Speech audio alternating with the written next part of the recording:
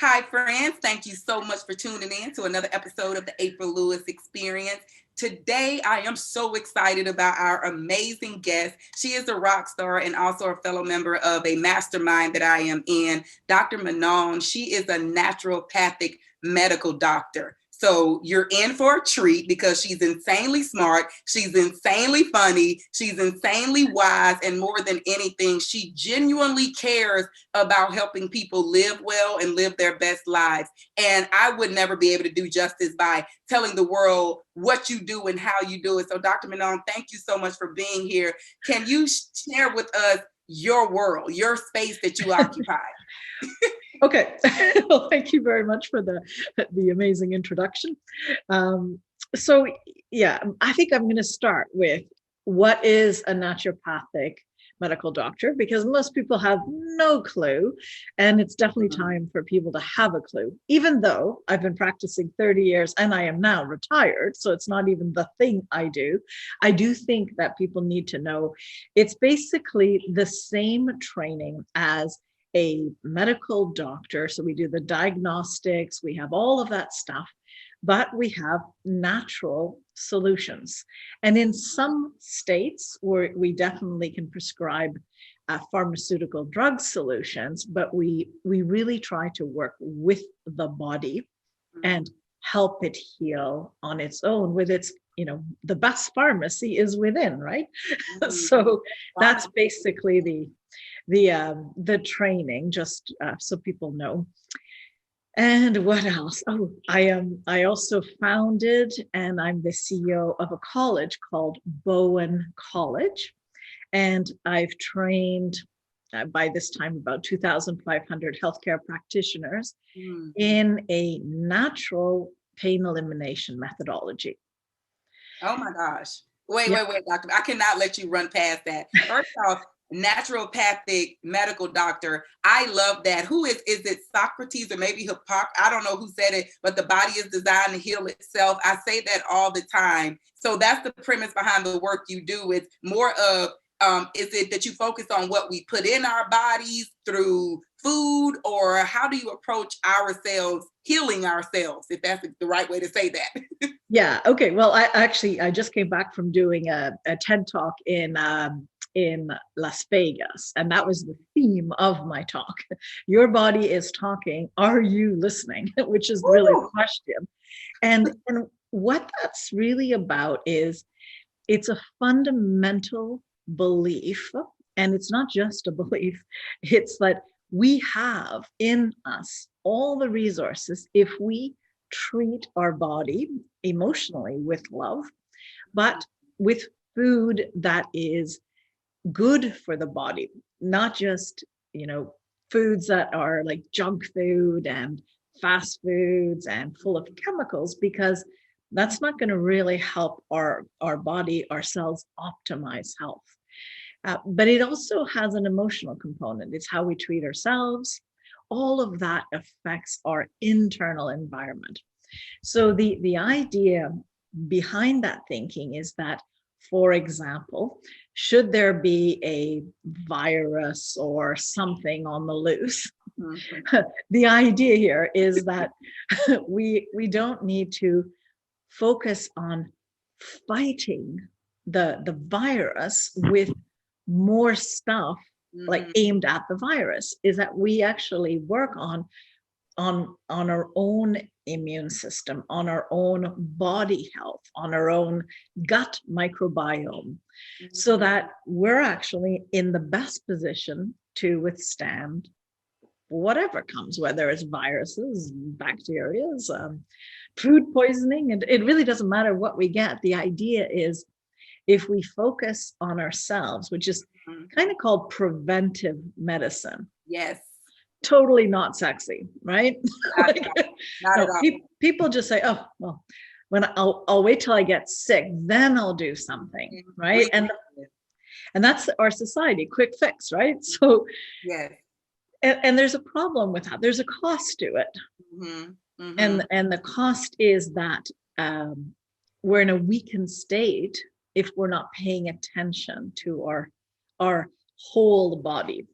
So I appreciate all of what you just said. And I was sharing with you on our call we had the other day that I'm a certified health coach through the Institute of Integrative Nutrition. And what I loved about that teaching, it was not about, medicine and prescriptions. It's how is your social life? How is your physical body, your movement? Are you moving your body? Your career, is your profession and what you're eating. Those things coupled together affecting your health.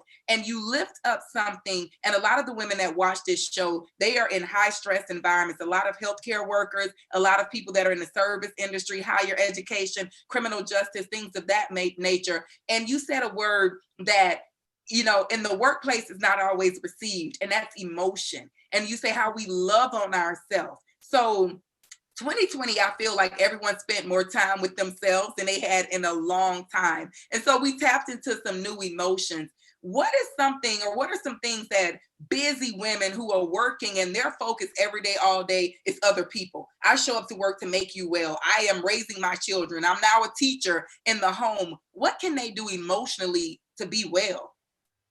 Okay, well, I think that for me, the first question is to ask. Ask this: is this loving to me? Is it loving to me? It's a pivotal question. I've used it with so many of my patients. It's checking in whether what we do on automatic, what we feel we need to do. And sometimes we do. We just have to find peace with what we chose to take on or chose to do. But for me, it's if you do things from an empowered self and you position it that you chose the relationship, the boss, the experience, right?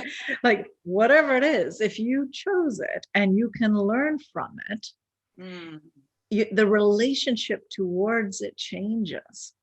But when you see yourself as the victim of it, you are totally disempowered. So when you really don't know, because you haven't taken the moment even to ask the question, is this loving to me? You don't know, right? So ask a simple question: is this loving to me? And as you were saying that, I hear the woman that's the naysayer. Well, I have to do what I have to do to make money to take care of my family, and who else is going to raise these kids? And I don't have time. And then they're supposed to stop and say, is this loving to me? So for that woman that may not even know what love thyself means, what does loving yourself look like? Or is it a feeling? How will we know if we love ourselves? I think it's both, because I have left and right, if these are still valid terms, but I have a highly creative brain and I was a lawyer before, so a very... You're a lawyer? Oh my gosh, how did you do all this in your life? No, but I'm interested in many things, right? So actually, it was medical law. That was what I was most interested in. Gotcha. Yeah. The malpractice side of it, HIPAA law, things of that nature? In part, it's really like, I have this saying that is, law is to justice what health is to medicine. Very little, right? Very little. Oh, I love that. Oh my God, that's so because they're not really, it's not the point. It's one of the reasons I got out of law. I thought, okay, everything is being overturned, not by fairness, not by justice, but by technicalities, the most of it, right? And we have a health system that has very little to do with health at all. If you look at it, like your background's nutrition, and if you look at most of the universities don't even teach nutrition to their medical doctors. No. Which is why I didn't go into medical school. I actually got accepted, but I thought, curriculum, I actually want to know, because I had a family coming up here. So I was like, I better know what exactly to do. Yes. Should they get sick, I definitely want to be able to prevent that. And do the best I can. So, I take things literally. I went all out and figured out what to do. I love it. I love it. So I just had to dive into that because that's so intense to come from law into such a beautiful practice of medicine. And with 10 plus years in healthcare, I stand with you that we have to focus more on the preventative side of it. We shouldn't, let me say this the right way. For the amount of time, money, and energy that we exert in responding to bad health, we could literally shave that off by just getting on the forefront of it. And I love working with community health centers because we had programs in place where we would prescribe food, we would give out vouchers for healthy fruits and vegetables and wellness programs and things of that nature. So I love all of what you said, but getting back to the question. I know, right? How will she go? How love? How does it look? How does it feel? Okay, so like I said, there's both the inquiry part of it.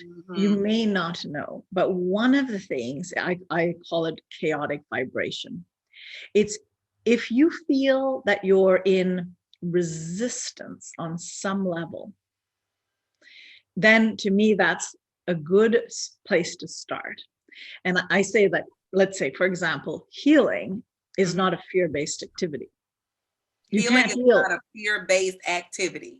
Can't heal in fear.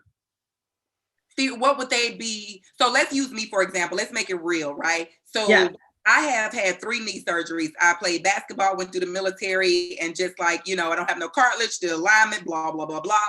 And I really took a spiritual approach to bring healing to myself. I would lay hands on my knees and I would put oils on my knees and I would recite God's word to heal my knees. And miraculously, God did heal my knees. But I noticed that I didn't trust my knees to like jump or run or do things like that. So is that what you mean? Like fear of the function or no, what I meant is that we need to be in this alignment. So when you were giving the example of that woman with kids and work and everything else, when she feels that sense that there's this like this disconnect, this feeling that you're not aligned with what you do. I call that chaotic vibration. To me, that's the first part to start questioning your thoughts and questioning your life and looking at it. Then I made the second point that often fear is what, when we succumb to fear,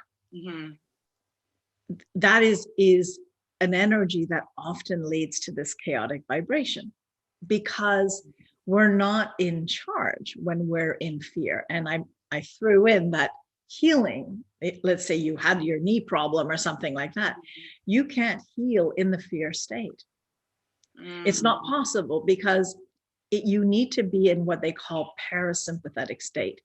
That is the state in which healing takes place. All repair, all the science work they've ever done when they've put people up with electrodes to check their system, they need to be in sympathetic state. That's when like bone growth happens, all of these cartilage repairs. You can't be in fight or flight. And so for me, it's that feeling when you feel this chaotic vibration, often it's a sign of you're in fear or you're out of alignment. That's where it's like, okay, what am I out of alignment with? And then take that time. But that feeling is one of the first feelings that, what is it, Yeah, that's that. So chaotic vibration is like where you literally be like, wait, something's off. Like I'm off. And for me, and just full transparent, because I love myself, I love women. I have intense PMS, like intense in the sense of I get emotional, I get very moody, and of course I get fatigued. And I'm in tune with it now to where if I feel like I'm so emotional, I can like, wait a minute, let me look at the calendar, and I will literally be between the 4 and 7 mark before I cycle. And just earlier today, I was like, why am I so sleepy? Oh, everything is annoying me. And I'm like, wait a minute, something's just not right. And then I look at the calendar, and of course that's it. So I love that you bring awareness to that, where you don't have to know what it is first. You just have to know that something is off. And then you ask yourself in that very mindful moment, what is it, right? Exactly. And to me, that's the first step in self-love is self-awareness, aware of what our body is really trying to say or saying. It's not trying to say, it's saying. We're just not listening. So how can that correlate to someone that's dealing with like mood disorders, if they're dealing with more matters of the mind, and they, what are some things that they can do when you recognize that the first thing you do is become aware of it, and you're at home, you're working remotely, you have 2, 3, 4, 5 kids, or whatever you got, whatever the case may be, everybody's situation different, but how can we take a natural approach to healing for our mind? In your okay, well, one of the things about mood disorder, and you say it's in the mind. Well, let's not forget that neurotransmitters, 70% of them are made in the gut. 70% of neurotransmitters. So why is it neuro when I thought neuro was the brain? No, neuro is the nervous system. The nervous system. Yeah, and it's a real misconception, right? They even talk about this thing called chemical imbalance, right? There is no scientific anything to show the disbalance. They don't know what it was before to know how it got disbalanced from.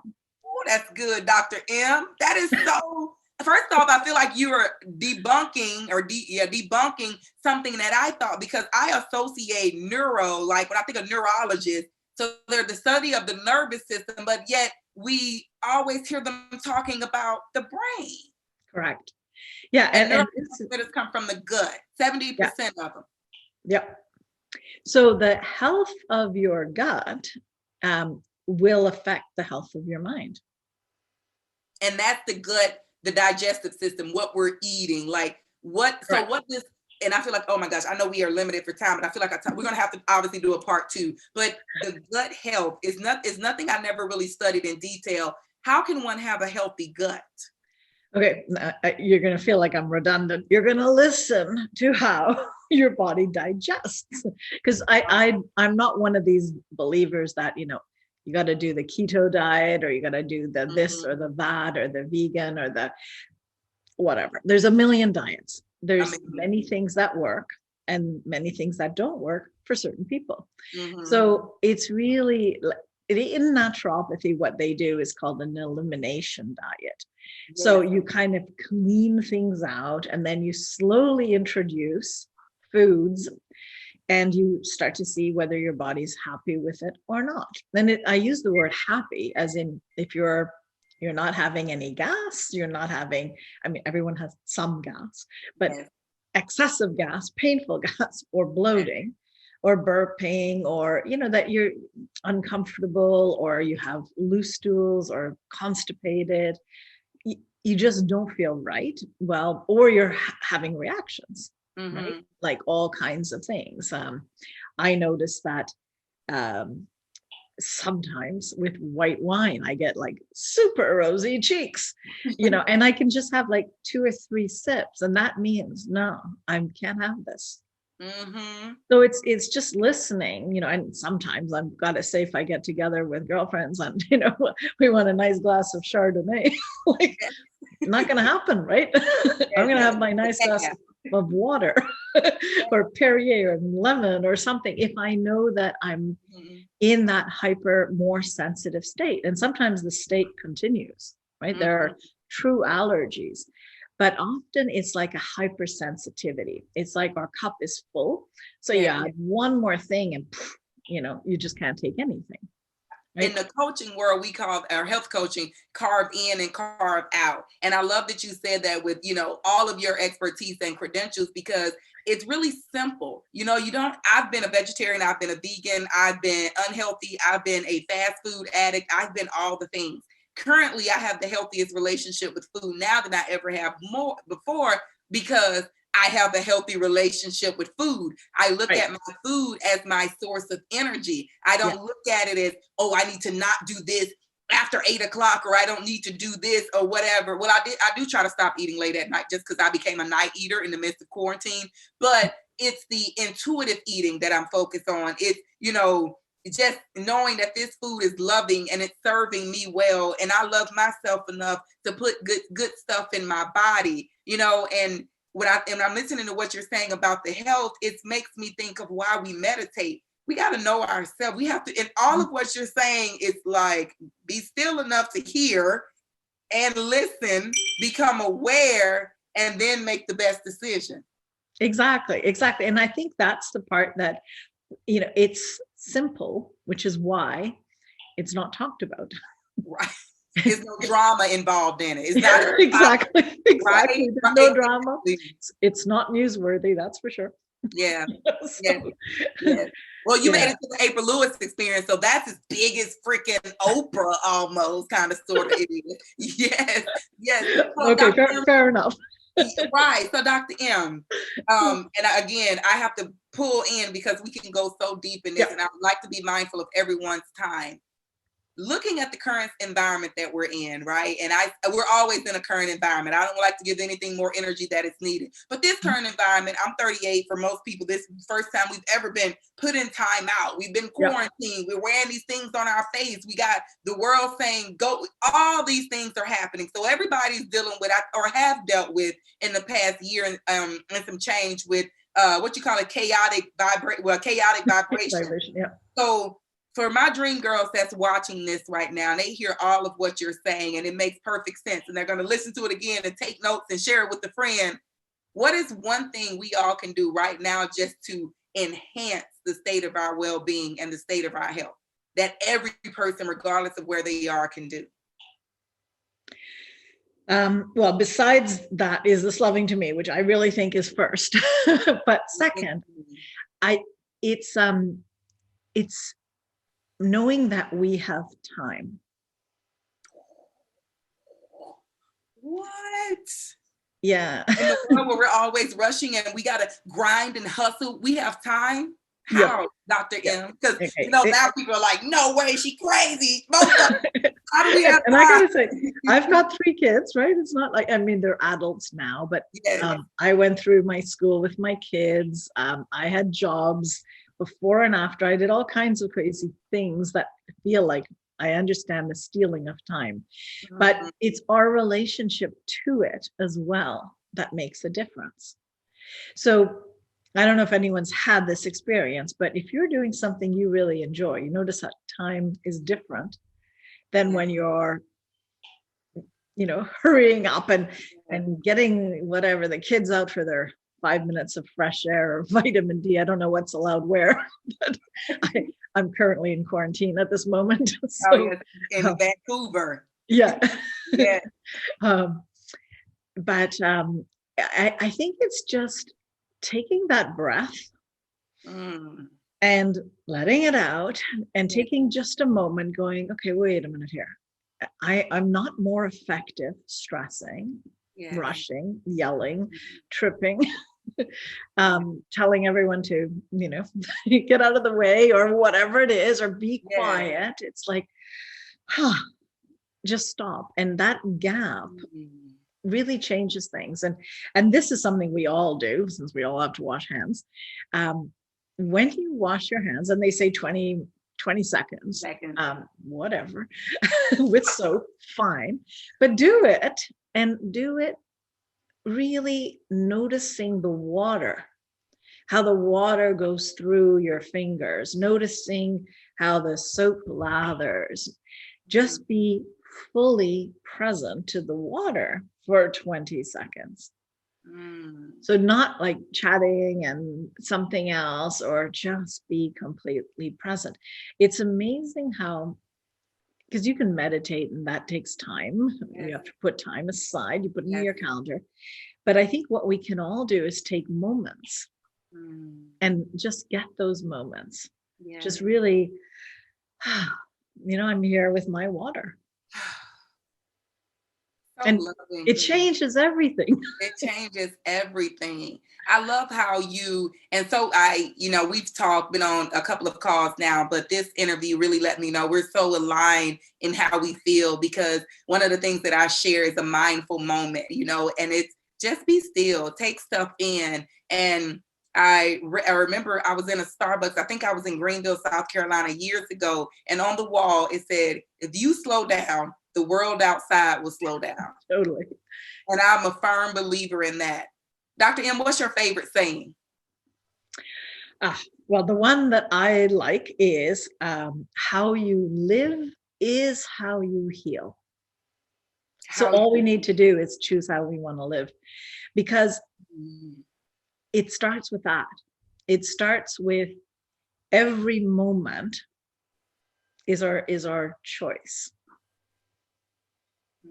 how we live it. And if we get sick, it's the same thing. It's like we just course correct from the moment we realize, because sometimes life hits pretty hard and go, wake up, girl. I had a wake up call, I can tell you, right? I was like, hey, presented, here's your stage 4 cancer, right? Wow. And I was like, oh my God, I have a 1-year-old. How can this be? This is an intense wake up call. But you wake up. And you're still here. And I'm still here. That was like 21 years ago now. And your 1-year-old, was your motivation to keep going? Oh, no, I had more than that. I had 2 others as well. Yes. And I realized that I needed to be the captain of my ship, that this was, okay, I had been sort of, you know how when you're in a boat and you decide you're not the captain, but you're going to go wherever it goes. Well, I was kind of doing that. I wasn't taking full charge. And I don't mean control in the sense of controlling of others. I mean taking full responsibility. And that includes responsibility for the choice of relationships you allow into your life, and that you realize you might be better off without, or the ones that you don't heal. You know, like it comes in many forms. Yes. So, but it's just taking that moment. I remember so well when I was diagnosed, and I had this voice, this call, this inner feeling. Wait a minute here. I'm not going to let them take out my uterus until my, cancerous uterus, until I deal with the cancerous relationship I'm in. Woo! And I actually got off the table, and I thought, no, it's not right for me. Now, I'm not saying that's the strategy for for everyone. Like sometimes it's the right thing to do. Everyone has their path. But for me, it wasn't aligned. And I knew that it was going to be a superficial way of dealing with it, because it was just going to come back if I didn't get to the real cause, to the root. And so I worked on the real stuff, which was life transformative, let's say. Nothing you can learn in school, I can tell you. You are a powerhouse, and I'm so grateful you spoke to that cancer, and you spoke to your life, and you said that I am the captain of this ship, and I'm going to be here. And now you're just floating around as a beautiful earth angel, helping so many other people be well and be happy, because when you feel good, like you do good work, and that's happiness to me, and everybody wants to be happy. So Dr. M, the S on your chest, you are a superwoman. You are a powerhouse. Thank you so much for being with us today. And I'm sure that someone's listening to this and they're like, wait a minute, I got to learn more. So we're going to put it in the caption, but where can people find out more about you, your practice? If they want to connect with you, where would you like to send them?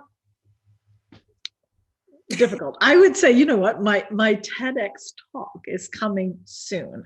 Okay. And that is, the title is Your Body is Speaking. Why aren't you listening? And I think that would be great if, and you can from there follow me to my website, drmanonbolliger.com. I have all kinds of free gifts and things to give, but I have so many different things. It just depends what the best way to connect with you and to help you. So absolutely. Well, your contact information will be below this video. When the TEDx is released, I will absolutely use that as an episode of the April Lewis Experience. Thank you for being here. Thank you all for tuning in. Remember, there is nothing that you cannot do, be, and have. And always remember, you got this. We'll see you next week. Thank you. Thank you so much.